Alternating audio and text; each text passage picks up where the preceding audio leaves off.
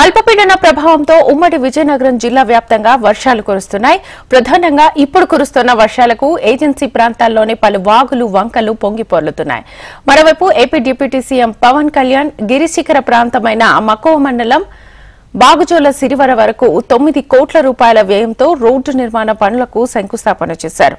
ఇదే అంశంపై మరిన్ని వివరాల్ని మా ప్రతినిధి శ్రీధర్ అందిస్తారు. ఉమ్మడి విజయనగరం జిల్లాలో అల్పపీడన ప్రభావంతో ఉమ్మడి విజయనగరం జిల్లాలో వర్షాలైతే దంచి కొడుతున్నటువంటి పరిస్థితి. ఈ నేపథ్యంలోనే ఏజెన్సీ ప్రాంతాలతో పాటు ఇటు మైదాన ప్రాంతాల్లో వరద నీరు వర్షం నీరు అయితే పోటెత్తుతున్నటువంటి పరిస్థితి మనం చూస్తున్నాము. మన్యం జిల్లాలో ఉన్నటువంటి ఏదైతే ఇప్పుడు మక్కువ మండలం సంబంధించి అడారిగడ్డ అయితే ఉధృతంగా ప్రవహిస్తున్నటువంటి పరిస్థితి. అయితే ఏజెన్సీలో కురుస్తున్నటువంటి వర్షాలు ఎగువ నుంచి కూడా వరద నీరు చేరడంతో ఇక్కడ వాగులు వంకలైతే పొంగిపొర్లుతున్నటువంటి పరిస్థితి. అయితే ప్రస్తుతం ఈ ప్రాంతాల్లో ఉన్నటువంటి గిరిజన ప్రాంతంకి ఇది ప్రధాన రహదారిగా తెలుస్తుంది. అయితే ఇప్పుడు కూడా పవన్ కళ్యాణ్ కూడా ఈ ప్రాంతాన్ని సందర్శించినటువంటి పరిస్థితి. అయితే రానున్న రోజుల్లో ఈ ప్రాంతాలు పూర్తి స్థాయిలో పక్కా రోడ్లు అయితే వేసేందుకు ఇప్పటికే కూటమి ప్రభుత్వం చర్యలు చేపట్టింది. అయితే ప్రస్తుతం ఇక్కడ ప్రజలు గిరిజనులు కావచ్చు మైదాన ప్రాంతాల ప్రజలు ఇక్కడ రాకపోకలు అయితే కొనసాగిస్తుంటారు. అయితే ప్రస్తుతం ఈ రోడ్ల నిర్మాణం చేపట్టినట్టయితే ఈ పరిస్థితి అయితే ఉండదని చెప్పి స్థానికులు అయితే చెప్తున్నటువంటి పరిస్థితి.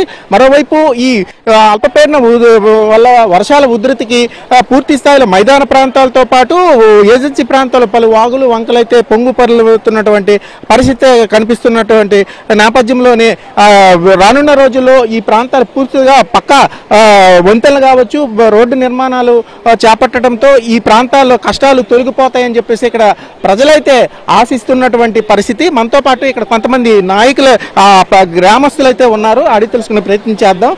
చెప్పండి సార్, అసలు ఈ పరిస్థితి ఎందుకు వస్తుంది అనుకుంటున్నారు? ఏంటి ఇప్పుడు పవన్ కళ్యాణ్ కూడా ఈ ప్రాంతాన్ని సందర్శించారు.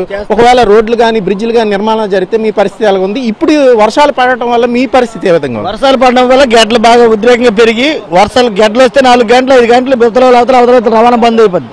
వెళ్ళడానికి కుదరదు. ఇంకా ఇప్పుడు పవన్ కళ్యాణ్ గారు వస్తాను ఏమైనా బాగు చేస్తారని మాకు కోరుకుంటాను.